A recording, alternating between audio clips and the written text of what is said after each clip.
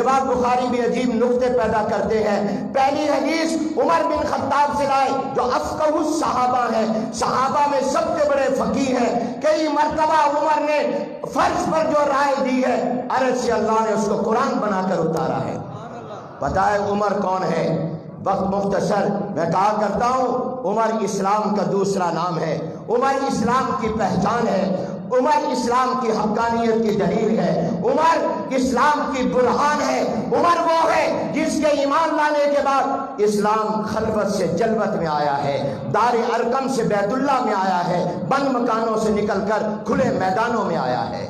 یہ حضرت عمر رضی اللہ تعالیٰ عنہ کا ایک جملہ جب میں نقل کرتا ہوں، جب ان کا نام لیتا ہوں مجھے یاد آ جاتا ہے، وجد آتا ہے۔ فرماتے ہیں جس دن میں نے کلمہ پڑھا، میں مسلمان ہوا، میں نے حضور کے ہاتھ میں ہاتھ دیا اور میں نے غلامی رسول کو قبول کیا، فرماتے وہ دن گیا اور آج کا دن آ گیا، عمر نے اپنی بائیں جانب کے فرشتے کو قلم اٹھانے کا موقع بھی نہیں دیا۔ یہ قلم چلانا تو بعد کی بات ہے، میں نے قلم اٹھانے کا موقع بھی نہیں دیا۔ یہ گناہ لکھتا ہے، جب کفر چھوڑا تو گناہ بھی چھوڑ دیا۔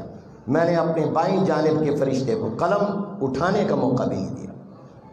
یہ حضرت عمر رضی اللہ تعالیٰ